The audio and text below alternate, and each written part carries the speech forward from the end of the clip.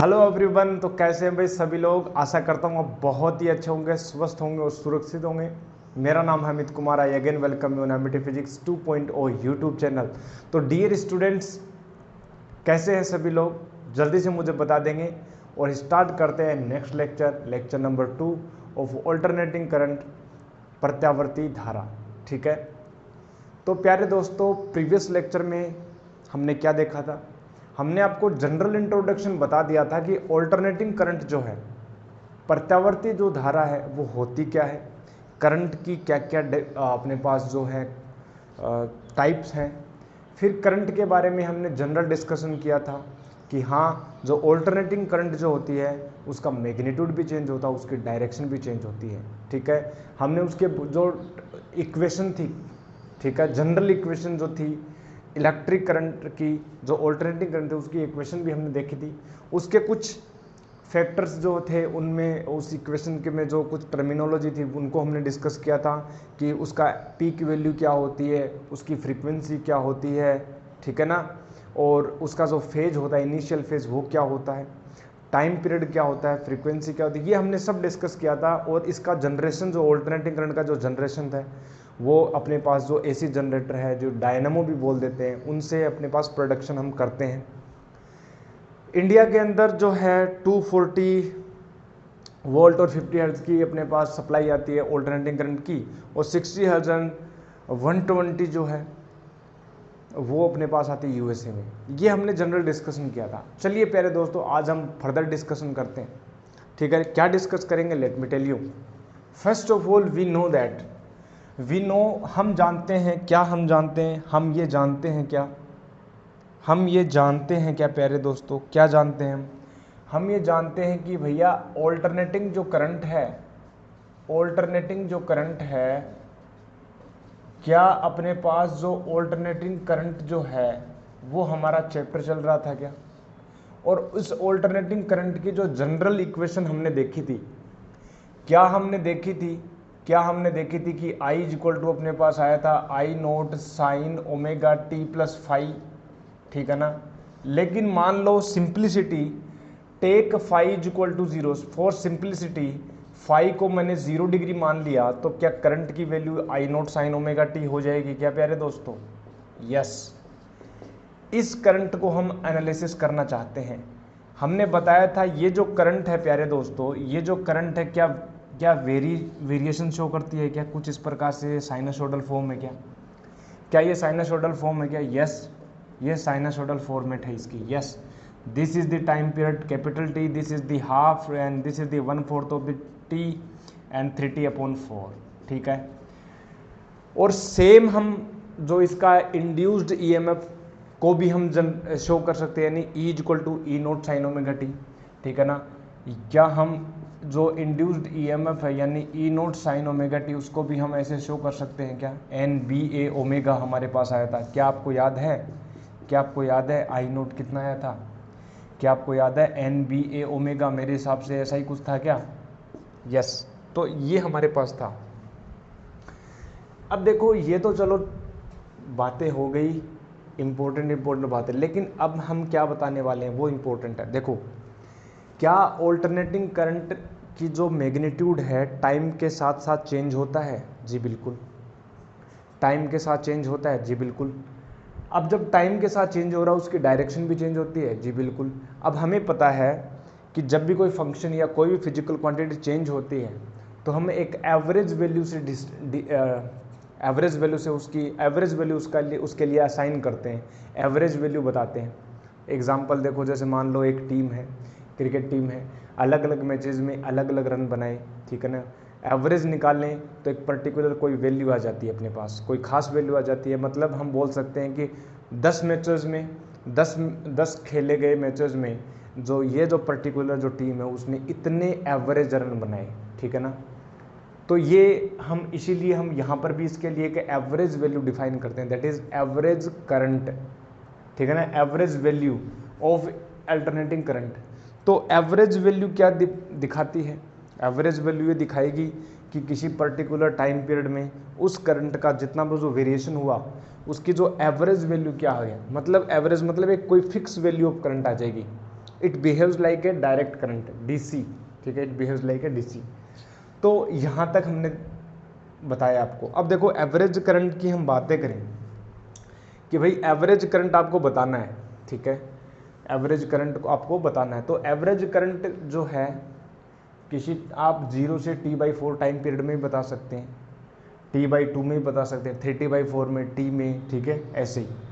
लेकिन बुक्स में या हम जो बोर्ड में हम पढ़ते हैं वो हम पढ़ते हैं कैपिटल T टाइम के लिए, एक कंप्लीट साइकिल के लिए जो इलेक्ट्रिक करंट है यानी ऑल्टरनेटिंग करंट है AC का जो एवरेज वैल्यू वो कितना होगा। तो हम वही देखेंगे आज इस चैप्टर में, आज इस लेक्चर में, यानी एवरेज वैल्यू, ठीक है ना, एवरेज वैल्यू हम देखना चाह रहे हैं। हम क्या देखना चाह रहे हैं, हम ये देखना चाह रहे हैं एवरेज वैल्यू कितनी है। ओके, अब एवरेज वैल्यू हम देखना चाह रहे हैं क्योंकि करंट जो वेरी कर रही है, वेरिएशन है, तो हम इसकी एवरेज फाइंड आउट करते हैं। तो जैसा कि हमें पता है कि जो करंट का जो है इक्वेशन जो है यानी जो फंक्शन है वो किसका फंक्शन है, क्या टाइम का फंक्शन है, I0 sin ओमेगा टी, क्या ये टाइम का फंक्शन है, बिल्कुल। और हम ये चाहते हैं कि एवरेज वैल्यू निकालें फॉर फुल साइकिल या complete cycle. For full cycle यानी कैपिटल T टाइम, यानी 0 to हम कैपिटल T के लिए हम निकालना चाहते हैं फॉर फुल साइकिल। अब एक बात बताओ, जब भी हमारे पास कोई ऐसा फंक्शन होता है, ठीक है, तो उसका जो हम एवरेज वैल्यू निकालते हैं, कैसे निकालते हैं, किसी फंक्शन का एवरेज वैल्यू क्या निकालते हैं, ठीक है, जब भी ये तो अपने पास कंटिन्यूस फंक्शन है, देखो ये कंटिन्यूस फंक्शन है, डिस्क्रीट नहीं है। डिस्क्रीट के लिए अपने पास वेटेड एवरेज लेकर के हम निकालते हैं क्या, कुछ इस प्रकार से। क्या हम एवरेज वैल्यू निकालते हैं किसी भी फिजिकल क्वांटिटी की, क्या इसको हम ऐसे रिप्रेजेंट करते हैं, क्या हम ऐसे रिप्रेजेंट करते हैं कि मान लो किसी पर्टिकुलर इवेंट के लिए उसकी जो प्रोबेबिलिटी है या चांसेस है वो n1 है x1 plus n2 x2 plus इसी प्रकार से upon n1 plus n2 plus n3, ऐसे ही निकालते हैं क्या एवरेज, क्या ऐसे ही निकालते हैं। लेकिन फॉर कंटिन्यूस फंक्शन के लिए क्या हम ऐसे निकालते हैं, मान लो ये fx मान लेते हैं, ठीक है ना, ये fx बोल देते हैं, यह fx, तो क्या प्यारे दोस्तों, यानी n1 f1 बोल देते हैं, ठीक है ना, n1 f1 बोल देते हैं, n2 f2 बोल देते हैं। लेकिन यदि मान लो ये कंटिन्यूस फंक्शन हो, बट फॉर कंटिन्यूस फंक्शन क्या हम इसको ऐसे भी लिख सकते हैं, summation n i f i upon summation n i, क्या हम ऐसे लिख सकते हैं, बिल्कुल।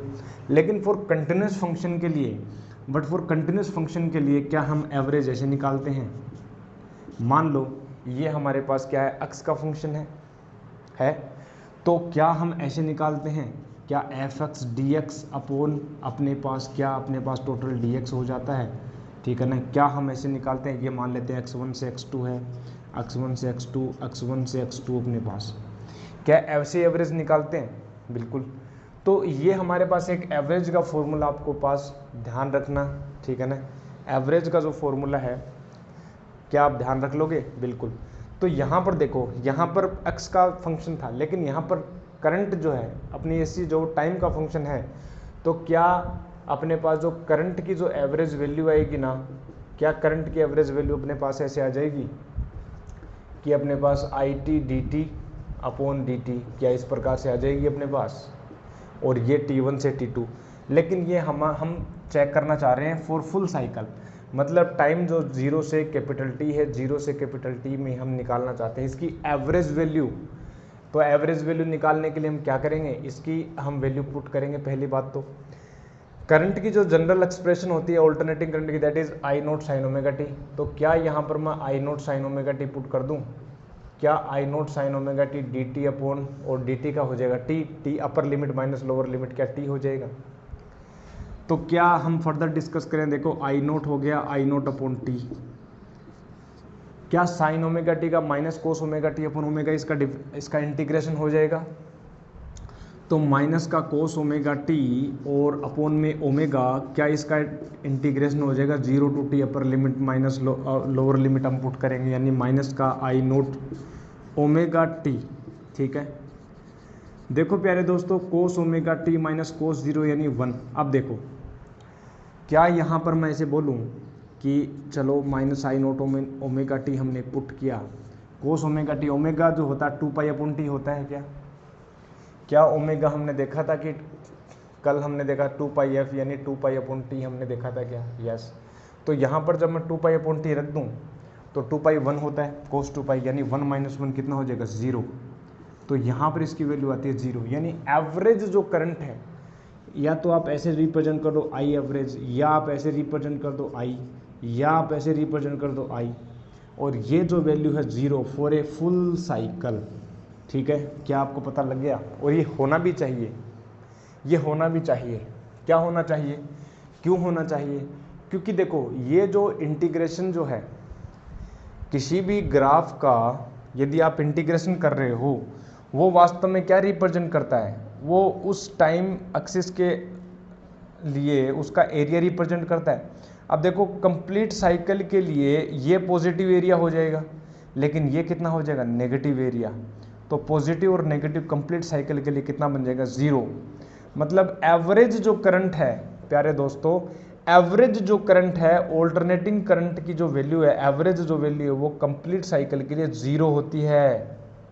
क्या होती है? 0। मतलब कोई हमारे लिए काम की नहीं है। इसलिए हम जब भी करंट की जो हम वैल्यू बताते हैं हमारे घरों में, जैसे हम बोलते हैं कि भाई 220 वोल्ट की है, कितनी एम्पियर करंट आ रही है, ठीक है, तो वो एम्पियर जो हम बोलते हैं, कितनी एम्पियर, पर्टिकुलर एम्पियर की करंट आ रही है, वो हम वास्तव में एवरेज करंट को नहीं लेते।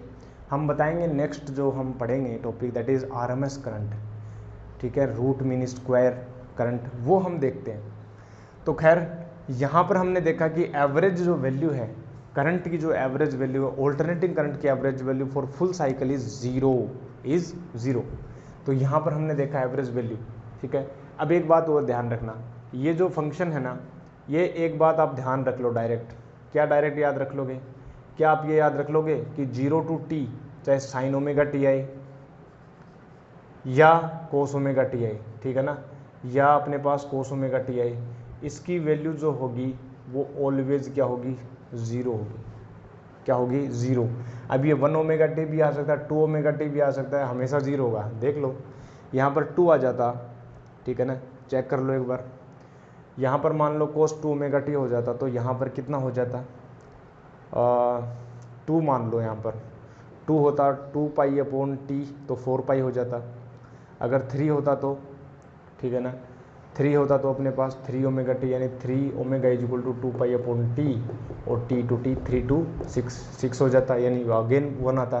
तो चाहे 1 n ओमेगा टी हो, 2 ओमेगा टी हो, 3 ओमेगा टी, मतलब यहाँ पर n भी रख सकते हो, sine n omega t, cosine omega t, इसकी वैल्यू ऑलवेज क्या होगी? 0 होगी। इसकी ऑलवेज वैल्यू क्या होगी? 0 होगी। ये याद रखना, ठीक है ना, काम आएगा हमेशा के लिए। तो ये हमने देखा average value for full cycle. But what about the half cycle? But what about the half time period? ठीक है ना, उसके लिए हम क्या करेंगे? उसके लिए हम सेम फॉर्मूला लगाएंगे और हम चेक करेंगे। ठीक है, फॉर फुल साइकिल हमने देखा, ठीक है। Let us now discuss about the for half cycle. Okay,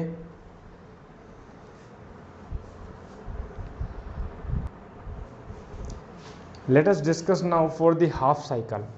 okay, चलिए, तो फॉर हाफ साइकिल की हम बात करें, फॉर हाफ साइकिल की हम बात करें, यानी 0 to t/2 के लिए, क्या उसके लिए जो एवरेज वैल्यू है हमें फॉर्मूला लगा लेना चाहिए वापस से? यस। तो आई एवरेज जो होगा वो होगा अपने पास 0 to t/2 के लिए, और अपने पास होगा IT dt अपॉन dt, और ये जो हो जाएगा 0 to t/2। ठीक है, t/2 ये तो हो जाएगा 2/t हो गया, और यहाँ पर जब हम पुट कर देंगे यानी I0 sin ओमेगा t, यानी 0 से t हाफ, और यहाँ पर हो जाएगा I0 sin omega t dt, यानी ये हो जाएगा sin omega t dt। Okay, अब देखो इसको सोल्व कर लेते हैं जल्दी से। तो देखो अगेन क्या हम करेंगे, 2I0/t हो जाएगा, क्या हम कर देना चाहिए, और माइनस कोस ओमेगा t, क्या माइनस का कोस ओमेगा t अपॉन ओमेगा हो जाएगा, क्या 0 से हमें t/2 रख देना चाहिए? यस। तो now 2I0 upon omega, omega जो होता है 2π/t होता है, ओमेगा क्या होता है 2π/t, तो 2π t से t कैंसिल आउट हो जाएगा, ये बनेगा 2π। ठीक है ना, ओके। अब देखो माइनस अगेन बाहर ले लिया, ये अपने पास बना कोस omega T by 2 minus cos 0 यानी 1, ओमेगा होता है 2 पाई अपॉन टी। जब 2 पाई अपॉन टी रखेंगे तो टी से टी कैंसिल आउट, कोस पाई बनेगा -1 और -1 -2 हो जाएगा, यानी माइनस अगेन पॉजिटिव हो जाएगा, यानी 4 i0 अपॉन 2 पाई यानी 2 i0 अपॉन पाई, ये इसकी वैल्यू बनेगी। ठीक है ना। अब i0 को कई बुक्स में Im मैक्सिमम, क्योंकि i0 क्या है, it is the peak value of the alternating current. तो एवरेज जो वैल्यू आई मेरे पास फॉर हाफ साइकिल वो अपने पास आई 2i0 अपॉन पाई बोल दो, या इसको 2im अपॉन पाई बोल दो, कुछ भी बोल सकते हो। इसकी जो हम 2 अपॉन पाई जब हम सोल्व करें ना, ठीक है ना, सोल्व कर लोगे, इसकी जो वैल्यू आती है आई थिंक 0.637 आती है शायद, 0.637 i0। ठीक है, इतनी वैल्यू अपने पास आती है एवरेज करंट की। तो एवरेज जो वैल्यू है फॉर हाफ साइकिल ऑब्वियस है वो 0 आएगी भी नहीं, कुछ पॉजिटिव वैल्यू आएगी, यानी 0.637 i0 यानी 63.7% ऑफ i0, ये अपने पास एवरेज आती है। Let me check first of all, इसकी वैल्यू इतनी है क्या, क्रॉस चेक करना जरूरी है प्यारे दोस्तों।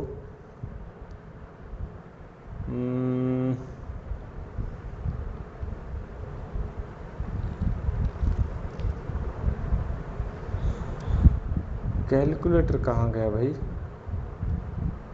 ओ आंखों के आगे है, दिखाई नहीं दे रहा। 2 अपॉन पाई यानी 2 अपॉन 3.14 यानी 0.637 ऑब्वियस है। ठीक है, तो यहाँ पर अपने पास आती है एवरेज वैल्यू हाफ साइकिल के लिए प्यारे दोस्तों। ठीक है ना, average value for half cycle क्या हमने देखा, क्या हमने आपको बताया और हमने आपको बता दिया। ठीक है, फॉर कंप्लीट और हाफ साइकिल के लिए। अब देखो इतनी बात तो हमें पता लग गई, चलो ठीक है, अच्छी बात है, हम खुश भी हो गए, खुश हुए ना आप। ठीक है, अब एक बात बताओ कि यहाँ पर जो एवरेज वैल्यू है ये अपने पास आ गई।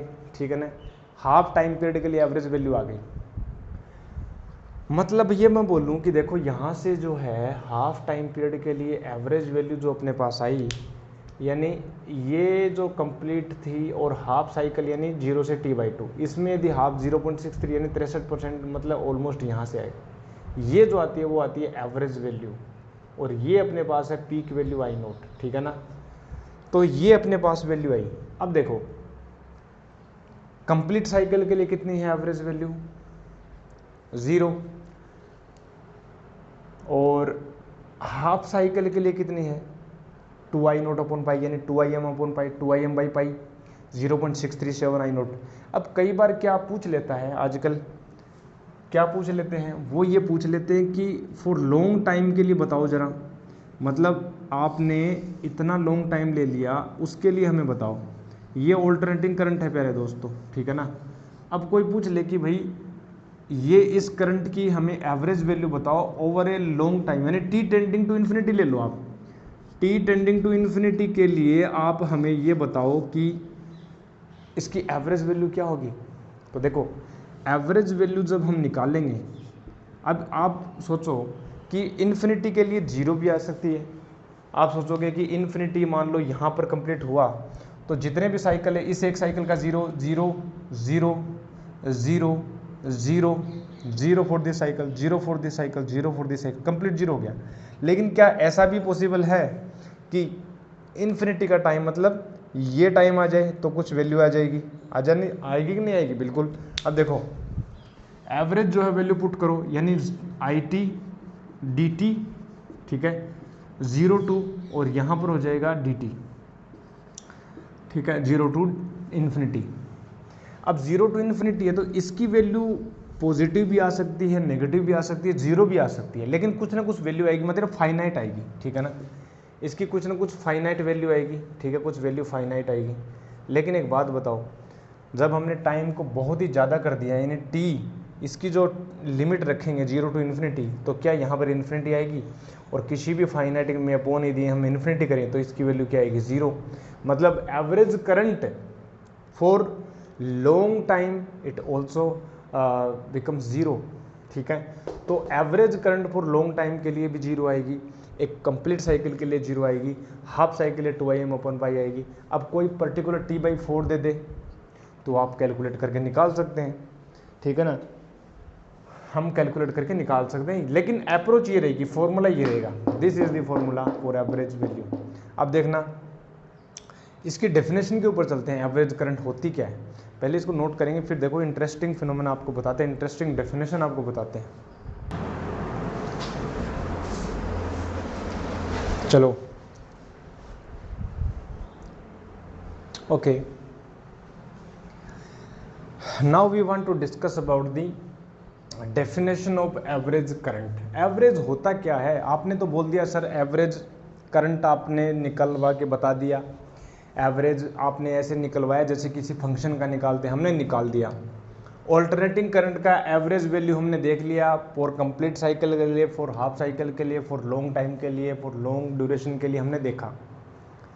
लेकिन what about the average current definition, what is the meaning of average current, average current होती क्या है, ठीक है ना, ये हम डिस्कस करना चाहते हैं, ये हम बताना चाहते हैं एवरेज करंट होती क्या है ऑल्टरनेटिंग करंट के लिए। देखो प्यारे दोस्तों, ध्यान देखना, ध्यान से समझना, एवरेज करंट की जो डेफिनेशन है वो हम ऐसे ही निकालेंगे जैसे कि वो फॉर्मूला हमने बताया था, ठीक है, पेशेंस रखो, पहले मैं जो बोलने जा रहा हूँ उसको ध्यान से देखना, देख लोगे क्या डेफिनेशन हमें लिखनी चाहिए, दैट इज द डेफिनेशन, ठीक है ना, क्या डेफिनेशन हमें लिखनी चाहिए। देखो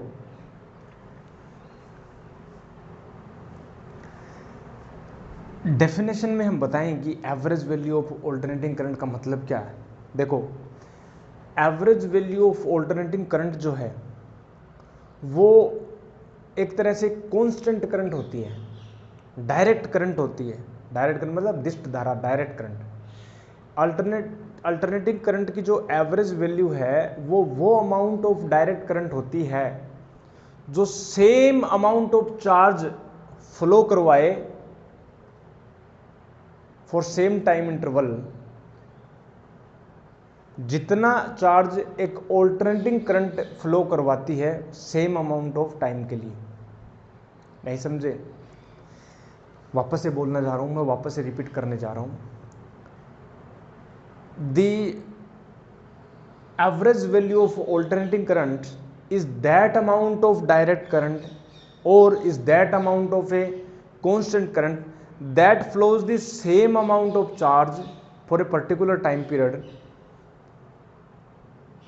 that flows by the alternating current for that time, for same time। मतलब ये है कि किसी भी सर्किट में यदि किसी पर्टिकुलर टाइम पीरियड के लिए एवरेज वैल्यू को हम एवरेज वैल्यू ऑफ करंट को फ्लो करवाएं तो जितना चार्ज फ्लो होता है उतना ही चार्ज जब अल्टरनेटिंग करंट को सेम टाइम के लिए फ्लो करवाएं उतना ही चार्ज हमें मिलेगा। अब देखो इसका प्रूफ भी बता देते हैं, पहले इसको लिख लेते हैं। देखो मैं लिख देता हूं फिर आपको और भी अच्छे से क्लियरिटी होगी।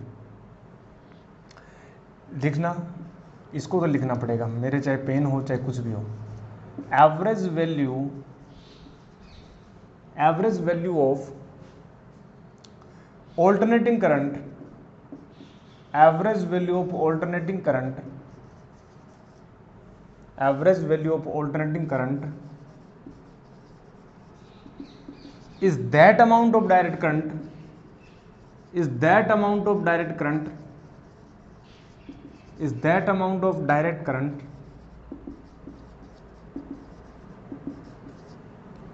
is that amount of direct current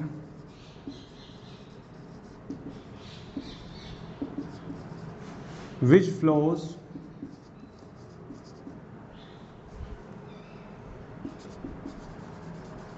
same amount of charge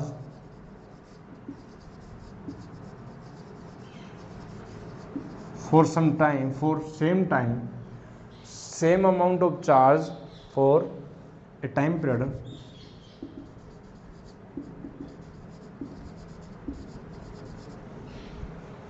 that which flows same amount of charge for a time period, time interval, that flows the alternating current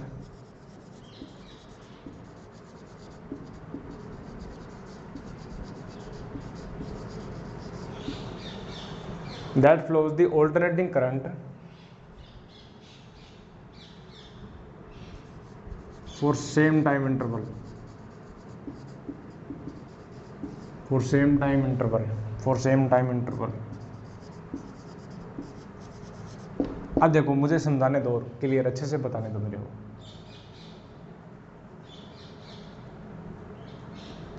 मैं ये बता रहा हूं, देखो मैं क्या बोल रहा हूं, मैं ये बोल रहा हूं कि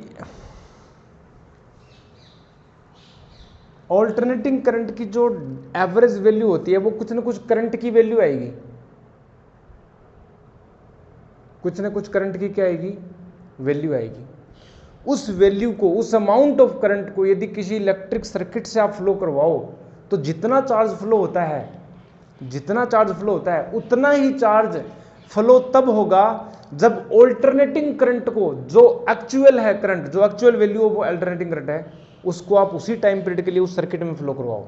सिंपल, चार्ज है, सेंटर पॉइंट चार्ज है, सेंटर पॉइंट चार्ज है। देखो हम इसको प्रूव करवा देते हैं अभी। देखो हम क्या बोल रहे थे, एवरेज करंट, एवरेज करंट जो है वो एक डायरेक्ट करंट की तरह बिहेव करती है, डायरेक्ट करंट, और हम फिक्स्ड करंट बोल लेते हैं, जो उतना ही अमाउंट ऑफ चार्ज फ्लो करवाती है, ठीक है, उतना ही अमाउंट ऑफ चार्ज फ्लो करवाती है जितना एक ऑल्टरनेटिंग करंट फ्लो करवाई।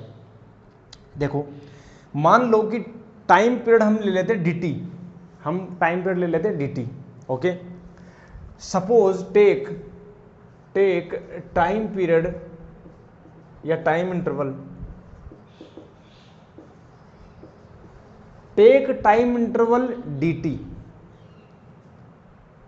टेक टाइम इंटरवल dt, और इस dt टाइम इंटरवल में, ठीक है ना, उस dt टाइम इंटरवल में जो चार्ज फ्लो करवाएगी, जो डायरेक्ट करंट, वो कितना होगा, take time interval dt and,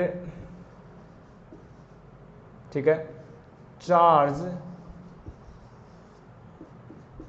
flows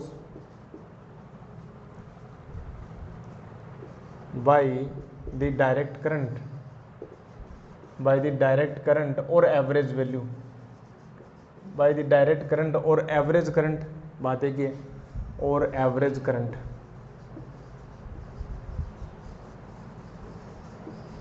कितना होगा, ठीक है।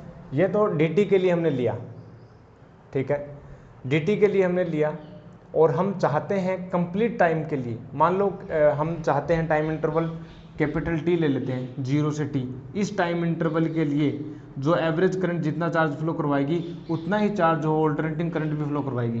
तो एक बार के लिए हम dt टाइम ले रहे हैं, ठीक है ना, एक बार के लिए हम क्या ले रहे हैं, dt टाइम ले रहे हैं।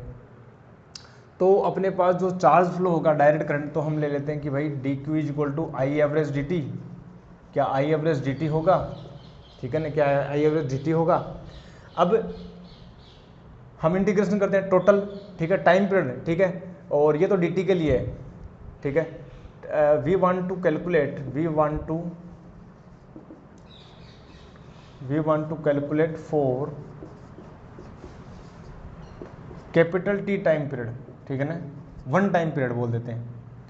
तो Q जो होगा वो कितना होगा, आई एवरेज इंटू टी, होगा कि नहीं होगा, बिल्कुल, यानी आई एवरेज जो होगा वो कितना होगा, Q अपॉन टी, ठीक है, यानी Q इज इक्वल टू अपने पास ये आया, इतना आया, इक्वेशन नंबर 1। ये तो एवरेज करंट यानी डायरेक्ट करंट फ्लो करवाती है जितना चार्ज है कैपिटल T के लिए, लेकिन अब उतना ही चार्ज फ्लो करवाएगी कौन, ऑल्टरनेटिंग करंट। तो देखो ऑल्टरनेटिंग करंट क्या होगा, नाउ ऑल्टरनेटिंग करंट के कितना चार्ज फ्लो करवाएगी, ऑल्टरनेटिंग करंट जो चार्ज फ्लो करवाएगी स्मॉल टाइम t के लिए, क्या ये आई dt होगा, क्या उस छोटे से टाइम इंटरवल के लिए, बहुत ही कम इंटरवल के लिए, क्या आई को कांस्टेंट मान सकता हूँ, तो आई dt हो गया। अब dq इज इक्वल टू आई कितना है, आई की वैल्यू कितनी है, क्या आई की value I naught sine omega t dt है, क्या I naught sine omega t dt है। लेकिन हम तो टोटल चार्ज की बात कर रहे हैं, कितने टाइम पीरियड के लिए, फुल टाइम, एक 1 टाइम पीरियड के लिए। तो टोटल जो चार्ज होगा, टोटल जो चार्ज होगा, क्या मैं इसका इंटीग्रेशन करने से मुझे मिलेगा sign omega t dt 0 to t, क्या यही होगा। ओके, अब ये चार्ज और ये चार्ज सेम होना चाहिए according to the definition of the average value of current. According to the definition of average value of current, these equation 1 and 2 we can say Q will be same. तो यहाँ पर जो है जब हम Q को इक्वेट कर देते हैं दोनों को, ठीक है, दोनों को हम Q को इक्वेट कर दें, तो दोनों को इक्वल कर दें, तो मैं यहाँ पर लिखूंगा और इसको इरेज करूंगा।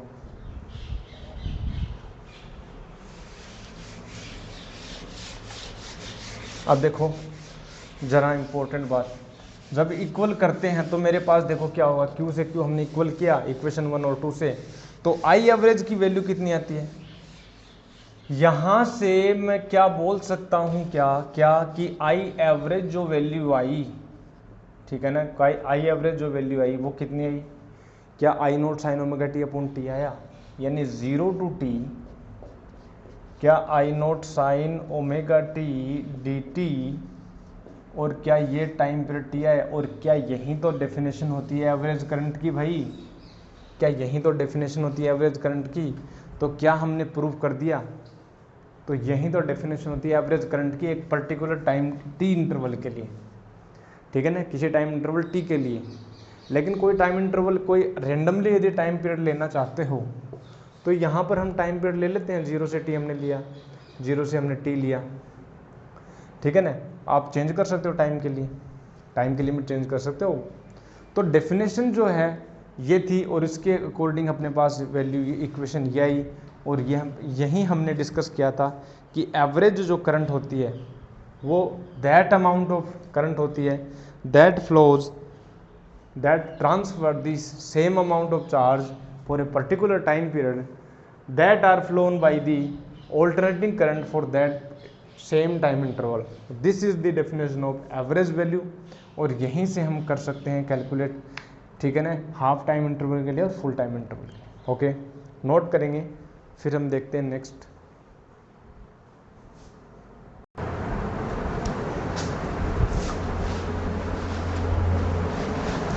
चलिए प्यारे दोस्तों, अब हम आगे फर्दर डिस्कस करते हैं about the RMS value of current, ठीक है ना। सेकंड जो डेफिनेशन हम असाइन करते हैं दैट इज आरएमएस करंट, ठीक है। जैसे एवरेज करंट हमने डिफाइन किया, इंस्टेंटेनियस करंट होती है, वैसे ही अब हम डिफाइन करते हैं that is the RMS current. RMS value क्या होती है, बहुत ही इंपॉर्टेंट है ये वाला जो है आरएमएस वैल्यू क्या है, रूट मीन स्क्वायर। आरएमएस मतलब रूट मीन स्क्वायर। अब ये क्या होती है, इसकी डेफिनेशन क्या होती है, डेफिनेशन हम बताएंगे बाद में, लेकिन हम बताएंगे पहले इसकी, जैसे आरएमएस वैल्यू को हम कैसे कैलकुलेट करें। जैसे हमें पता है कि करंट जो होती है आई नोट साइन ओमेगा टी होती है, एक alternating current I naught sine omega T होती है। अब रूट मीन स्क्वायर का मतलब क्या है, उसकी वैल्यू कैसे कैलकुलेट करें। देखो आरएमएस मतलब होता है पहले स्क्वायर करो, फिर उसका मीन लो, और फिर इसको क्या करो, उसका रूट ले लो, दैट इज दी, पहले हम क्या करते हैं, स्क्वायर करते हैं, ठीक है। अब जैसे आरएमएस वैल्यू हम कैलकुलेट करना चाहते हैं, पहले हम कर लेते हैं for full cycle, for full cycle हम कर लेते हैं। फॉर फुल साइकिल मतलब एक कंप्लीट टाइम पीरियड के लिए हम निकालना चाहते हैं, तो पहले हम क्या करेंगे, स्क्वायर करेंगे, उल्टा चलो, ठीक है, एस से चलो, तो पहले इसका स्क्वायर करो, यानी I naught square sine square omega t हो गया क्या। अब इसका मीन ले लो, क्या एवरेज हमें निकालना आता है, क्या हमने एवरेज देखा है कि कैसे निकालते हैं अभी। तो एवरेज निकालने के लिए हम क्या करते हैं, 0 से टी कंप्लीट साइकिल के लिए हमें करना, तो क्या I naught square sine square omega t होगा, और क्या डी टी होगा, और क्या 0 से टी अगेन हम क्या कर देते हैं, इंटीग्रेशन कर दें। अब देखो यहाँ पर हम आरएमएस वैल्यू निकालना चाहते हैं, दैट इज पहले तो आप इसका मीन निकालो, इसका जो मीन निकालोगे ना पहले कंप्लीट, तो कितना हो जाएगा, देखो आई नोट स्क्वायर तो हमने बाहर लिया, ठीक है ना, साइन स्क्वायर ओमेगा टी, ये हो जाएगा कैपिटल टी। अब देखो साइन स्क्वायर ओमेगा टी का इंटीग्रेशन कैसे करेंगे, क्या हम इसका इंटीग्रेशन करने से पहले हम इसकी फॉर्म जो एक्सप्रेशन वो चेंज करते हैं, कोस 2 ओमेगा टी इक्वल होता है 1 minus 2 sign square omega T, यानी ये हो जाएगा 1 माइनस का कोस 2 ओमेगा टी अपॉन 2। क्या ऐसा ही होता है क्या, अरे क्या फॉर्मूला याद है, कोस 2 theta 1 minus 2 sine square theta, तो 1 minus cos 2 omega t upon 2 हो जाएगा। तो इसकी जो वैल्यू अपने पास आएगी that is I naught square upon 2 T, और यहाँ से देखो क्या यहाँ पर जो 1 का इंटीग्रेशन हो जाएगा t माइनस, क्या इसका जो इंटीग्रेशन हो जाएगा, क्या साइन 2 ओमेगा टी होता है अपॉन 2 हो जाएगा, और इसका जो है टाइम जो लिमिट हम 0 to t रखेंगे, ठीक है ना, 2 omega t upon 2 omega. Okay, अब देखो क्या इसकी वैल्यू t है 2 पाई अपॉन टी बनेगा, यानी t से t कैंसिल 2 पाई यानी 0 और साइन 0, इसकी वैल्यू हो जाएगी 0। तो हमें बनेगा, हमारे पास जो बनेगा वो बनेगा आई नोट स्क्वायर अपॉन 2, टी से टी कैंसिल आउट हो जाएगा। तो जब स्क्वायर इसका जो मीन बनाना, तो मीन बना वो बना आई नोट स्क्वायर बाई 2, बट हमें अभी स्क्वायर और लेना है, रूट और लेना है सॉरी। तो आई आर एम एस जो होती है किसी भी ऑल्टरनेटिंग करंट की जो आर एम एस वैल्यू होती है अंडर रूट लो, ठीक है, उसका मीन लो और उसका स्क्वायर कर दो, this is the value of I R M S. और यहाँ पर जब इसका अंडर रूट लेंगे यानी I naught upon under root 2 हो जाएगा, और इसकी जो वैल्यू आती है 0.707, ठीक है ना, कैलकुलेट भी कर सकते हैं। हम क्या करते हैं 2 से अंडर रूट 2 अपन अपने पास क्या कर लेते हैं 2 कर देते हैं, अंडर रूट 2 1.414 होता है, 2 से कैलकुलेट डिवाइड करेंगे तो 0.707 आई नोट आ जाएगा। तो ये अपने पास होती है इसकी वैल्यू आर एम एस की। एक कंप्लीट साइकिल के लिए इसकी वैल्यू आती है 0.707 आई नोट, ठीक है। कंप्लीट साइकिल में इसकी वैल्यू 0 नहीं है, एवरेज करंट की 0 थी, इसीलिए ये जो वैल्यू है अपने पास ऑल्टरनेटिंग करंट की, ये बहुत ही इंपॉर्टेंट हो जाती है। और आपको पता है जो हमारे घरों में जो भी एसी की जो हम बोलते हैं कि इतनी एम्पियर करंट आ रही है, ठीक है, 2 एम्पियर है, 3 एम्पियर है, जितनी भी हम बोलते हैं, क्या वो जो करंट की जो वैल्यू है, क्या वो जो करंट की वैल्यू है वो क्या आरएमएस है? यस, वो आरएमएस वैल्यू ऑफ करंट है, ठीक है ना, इसलिए इंपॉर्टेंट हो जाती है, ये 0 नहीं आती। अब ऐसे ही हाफ साइकिल के लिए भी आप कैलकुलेट कर सकते हैं, हाफ साइकिल ये t/2 कर दो। हाफ साइकिल में देखो इंपॉर्टेंट फैक्ट इसमें क्या है, देखो हाफ साइकिल के लिए जब आप कैलकुलेट करोगे, फॉर हाफ साइकिल के लिए जब आप कैलकुलेट करोगे तो देखना जरा, हाफ साइकिल के लिए मैं कैलकुलेट करता हूँ। तो अगेन पहले तो स्क्वायर कर दो, स्क्वायर तो हमने कर दिया था यहीं पर ही, हम इसी का जो है अब मीन लोगे ना, तो मीन लेंगे तो स्क्वायर का जो मीन लेंगे तो अब के बाद जो टाइम लिमिट है वो 0 से कितना हो जाएगा t/2 हो जाएगी। और क्या यहाँ पर I naught square sine square omega t होगा, और क्या dt होगा, और फिर यहाँ पर जो है t/2 हो जाएगा, क्या बिल्कुल सही है, बिल्कुल। अब अगेन देखो प्यारे दोस्तों, यहाँ से जो है आई नोट स्क्वायर हमने रखा, 2 आई नोट स्क्वायर अपॉन टी हमने रखा। अगेन देखो जरा, साइन स्क्वायर ओमेगा टी हमने यहाँ पर ऐसे कन्वर्ट कर लेना है, क्या 1 माइनस कोस 2 ओमेगा टी हमें कैलकुलेट कन्वर्ट कर लेना है, ठीक है ना, ऐसे जैसे साइन स्क्वायर ओमेगा टी हमने किया वैसे यहाँ पर। और क्या इसकी वैल्यू अगेन कितना बनेगा, टी बनेगा, अगेन टी माइनस अपने पास कितना हो जाएगा, t/2 बनेगा, सॉरी t/2, अपन अपर लिमिट रखेंगे t/2 तो t/2 बनेगा, और अगेन यहाँ पर हो जाएगा 0। अब देखो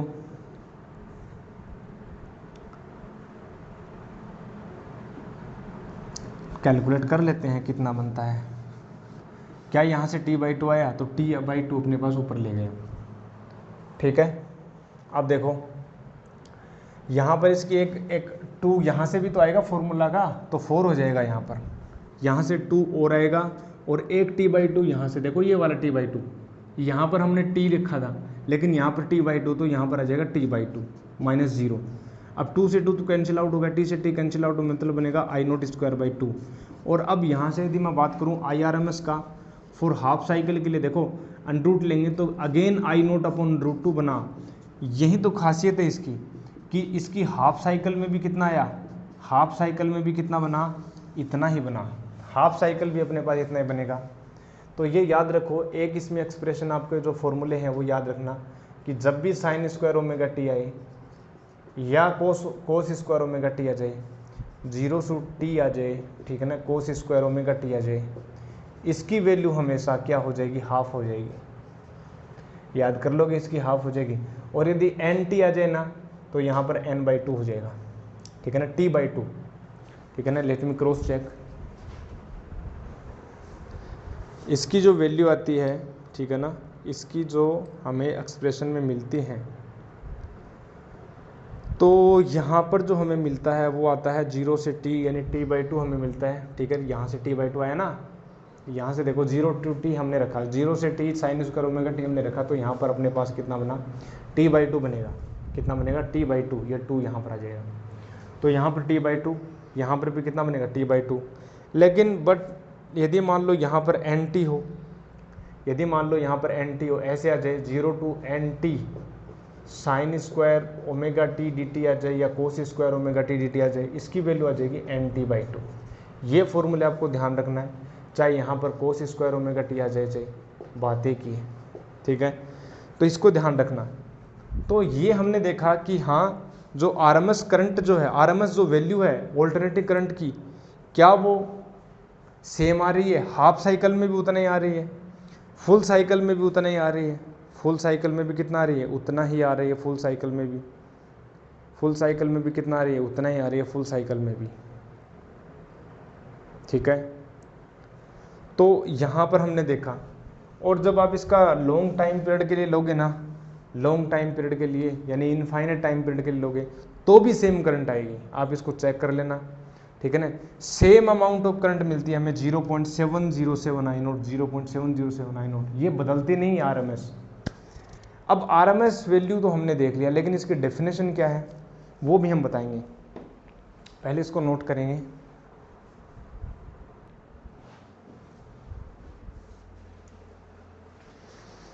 चलिए पहले दोस्तों अब हम बात करते हैं डेफिनेशन की। आरएमएस करंट का मतलब क्या है, आरएमएस जो वैल्यू आप असाइन करते हैं किसी ऑल्टरनेटिंग करंट के लिए, उसका मतलब क्या है। ओके, तो डेफिनेशन बहुत ही इंपॉर्टेंट है, इसकी ध्यान देना थोड़ा सा। सेम में है, जैसे सिमिलर है लाइक एवरेज करंट। तो डेफिनेशन में हम ये बोलते हैं कि आरएमएस जो वैल्यू है,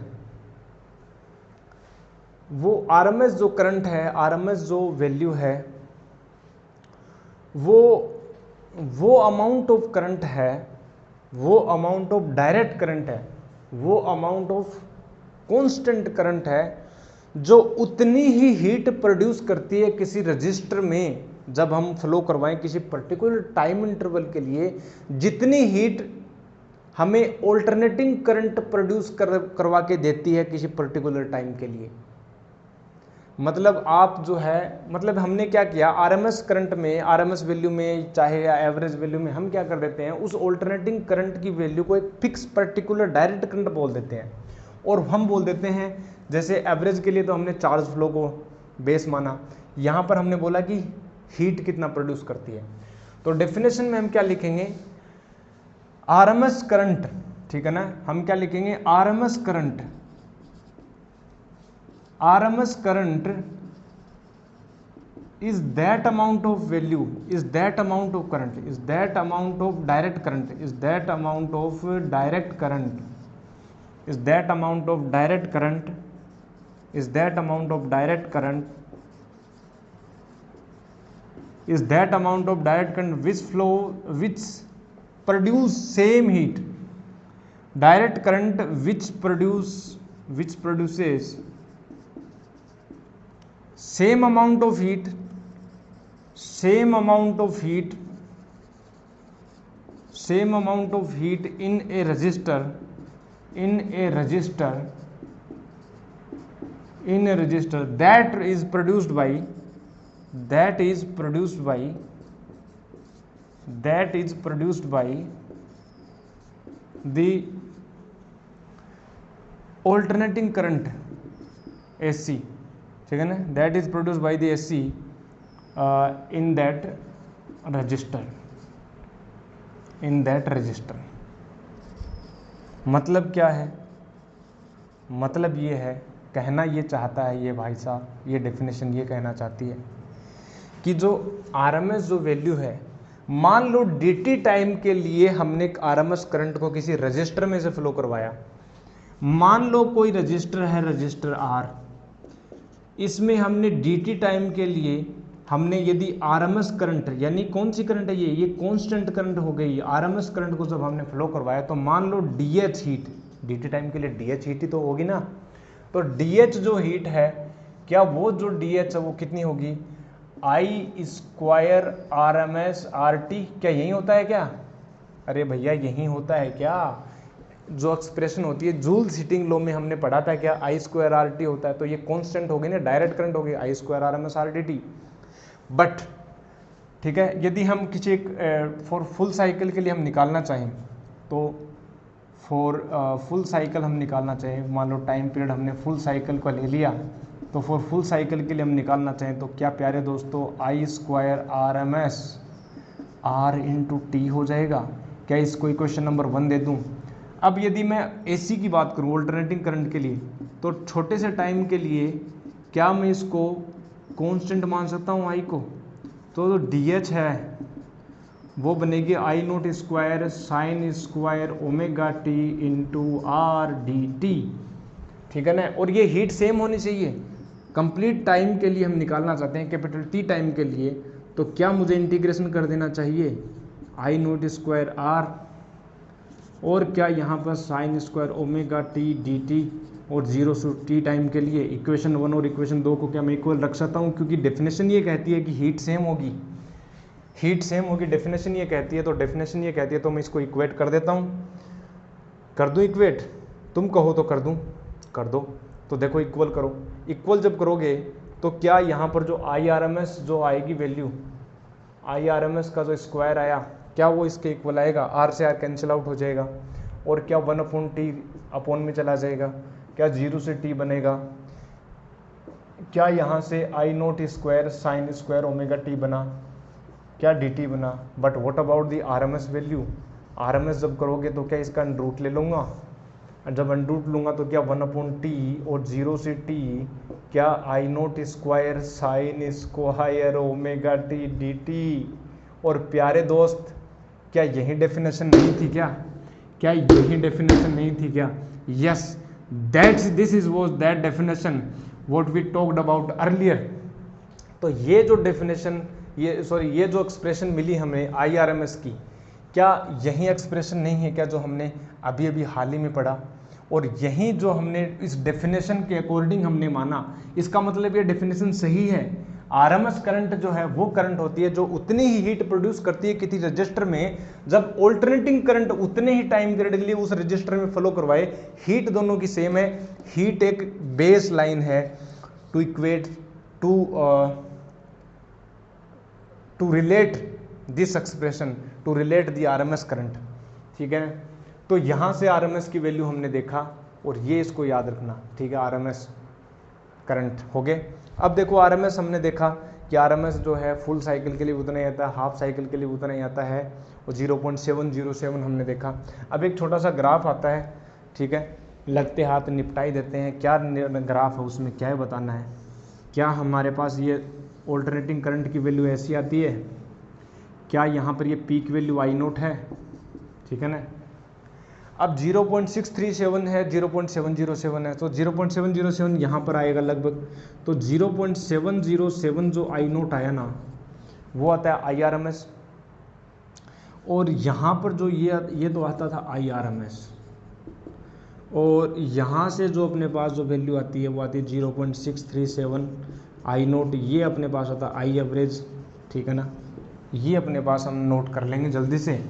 और यहाँ पर हमारे पास ये टॉपिक होता है कंप्लीट, और इसके जो क्वेश्चंस हैं वो तो हमें तो पता ही है, हम at the end of chapter हम डिस्कस करते हैं जितने भी क्वेश्चंस होते हैं, लेकिन फिर भी आपके लिए हम 1-2 क्वेश्चन डिस्कस कर लेंगे, ठीक है, जहाँ तक हमने डिस्कस किया। तो आज के इस लेक्चर में हमने आपको बताया कि एवरेज वैल्यू ऑफ करंट क्या होती है और आरएमएस वैल्यू ऑफ करंट क्या होती है, ठीक है, इनकी डेफिनेशन मैं बताई। मैं मिलूंगा आपको नेक्स्ट लेक्चर में, तब तक के लिए आपको क्या करना है प्यारे दोस्तों, है मेरे डियर स्टूडेंट्स, आपको क्या करना है, आपको पढ़ना है, ठीक है। Do more and more outdoor activities and stay safe, stay healthy. I will meet you next lecture, तब तक के लिए थैंक यू वेरी मच।